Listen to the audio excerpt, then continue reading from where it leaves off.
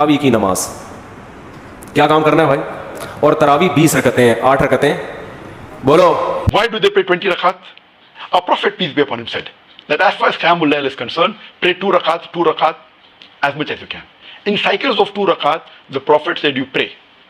That means there's no restriction on the number. It should be in cycles of 2 rakat. The Prophet himself, he always prayed 8 rakat.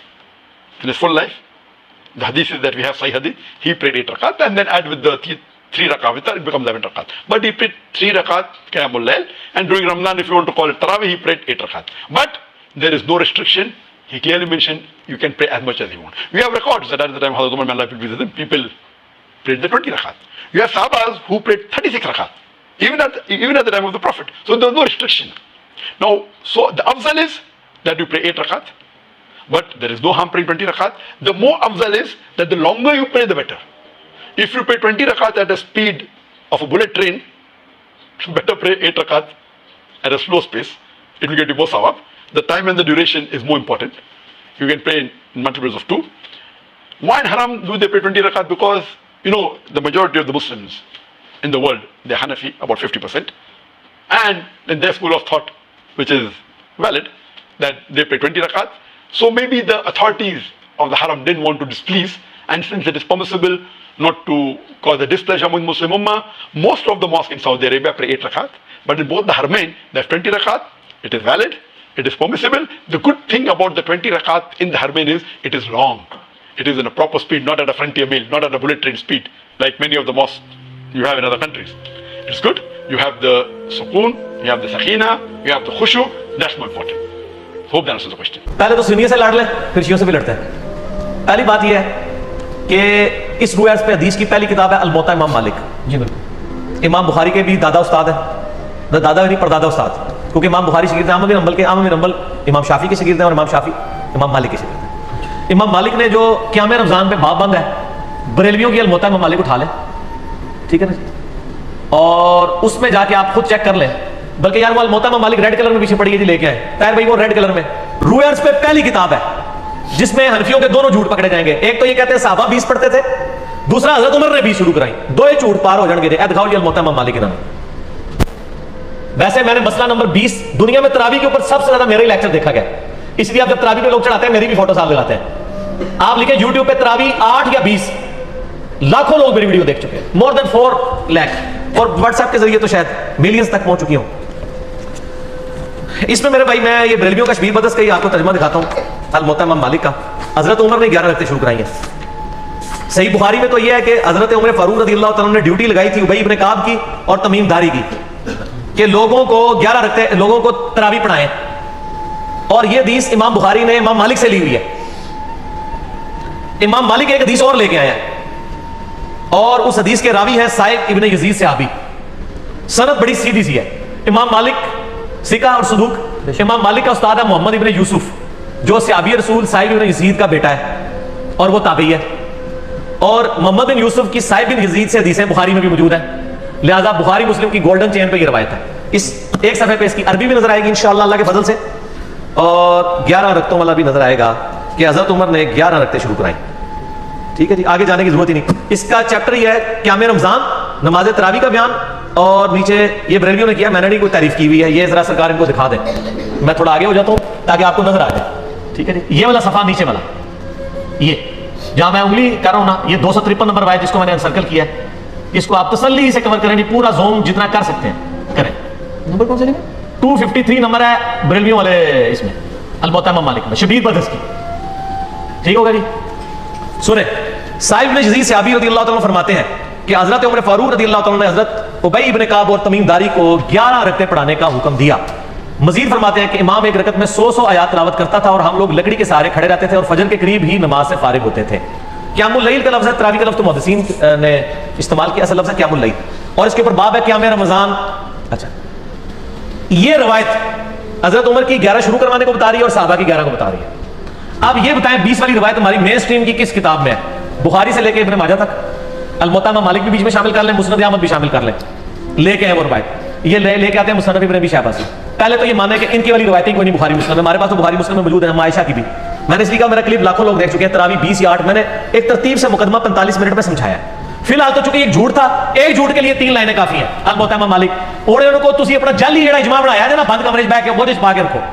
انہی سے پوچھیں کہ امام مالک کیا 41 رکھتے نہیں پڑھتے تھے نوافل کے طور پہ؟ ہمیں 20 سے چڑھ نہیں ہے, ہم کہتے ہیں 40 پڑھے 100 پڑھے, کوئی مسئلہ نہیں, نفلی نماز ہے. آپ نے 20 فکس کی, غلط ہے. نبی علیہ السلام کی رمضان یا غیر رمضان 11 رکھتے ہوتی تھی, تابعین سے 20 رکعت بھی ثابت ہے, 41 بھی ثابت ہے, زیادہ بھی ثابت ہے, پڑھیں.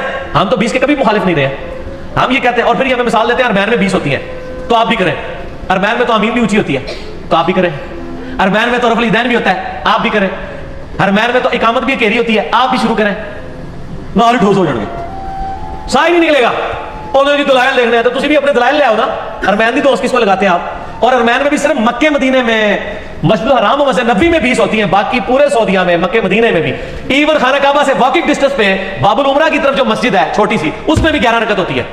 پورے سعودیہ میں 11 رکعت ہوتی ہے سر, ارمین میں ہوتی ہے, اور وہاں بھی 11 رکعت شروع کرائی تھی سعودی حکومت نے. بعد میں انہوں نے پنگا کیا, یہ لڑائی کرتے تھے وہاں جا کے, تو انہوں نے پھر 2 امام مقرر کر کے کسی طریقے سے ان سے جان چھڑائی بھی ہے. ان کے جو فتوے ہیں نا امام کعبہ, یہ امام کعبہ کو دعوتیں تو دیتے ہیں نا یہاں پہ, امام کعبہ کے فتاوا بتائیں نا کیا ہے, 11 رکعت کے اوپر ہے یا 20 کے اوپر ہے.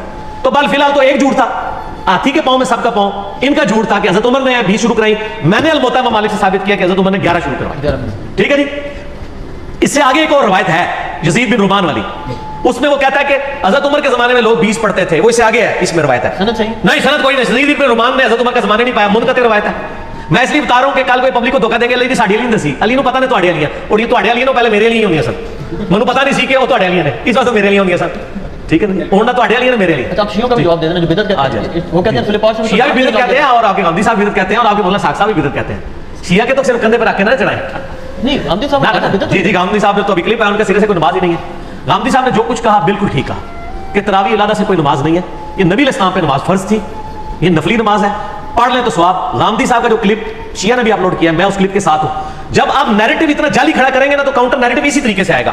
جب آپ اپنی پبلک کو یہ کہیں کہ جو تراویح نہیں پڑھتا اس کا روزہ ہی نہیں ہوتا, تو سر پھر غامدی آپ کو صحیح اللہ تعالیٰ نے آپ کے اوپر مسلط کیا کہ وہ کہہ رہا ہے سرے سے نماز ہی نہیں ہے. بالکل ٹھیک کہہ رہا ہے. نماز دن رات میں کتنی ہے شاہ جی؟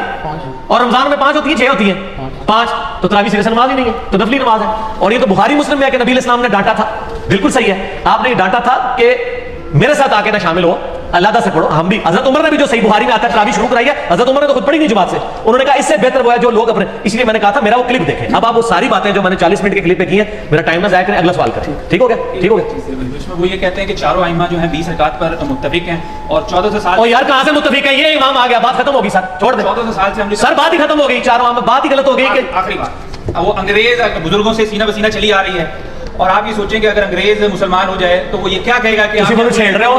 تانوں پتہ ہے میں بزرگاں دا مخالف ہاں, اس واسطے تسی مجھے ٹریگر کر رہے ہو. مجھے روزہ لگیا 15 منٹ رہ گئے ہیں, مجھے بزرگاں تے نہ چڑھاؤ.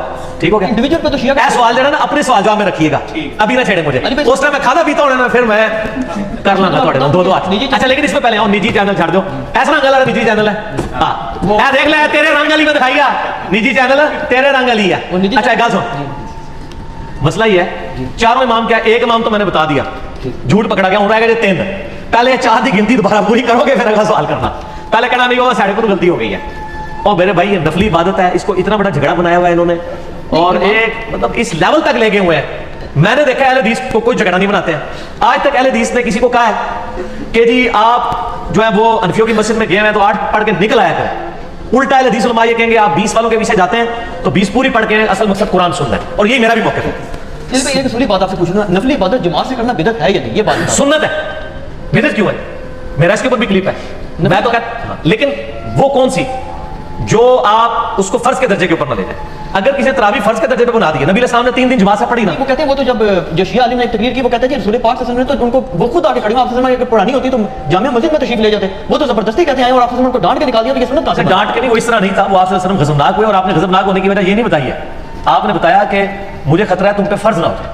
آپ نے یہ نہیں کہا کہ تم پڑھ کے کام غلط کر رہے ہو, اس پڑھنے کو غلط نہیں کہا آپ نے. تو الفاظ کے چناؤ میں ایک نقطے سے محرم سے مجرم بن جاتا ہے, اور ایک کل سے قل بن جاتا ہے, اور قل سے کل, اور قلب سے قلب بن جاتا ہے. تو وہ بات میں نے اس لیے آپ کو پہلے جملہ بولا تھا کہ 50 منٹ کا مقدمہ 5 منٹ میں آپ کو کیسے سمجھاؤں.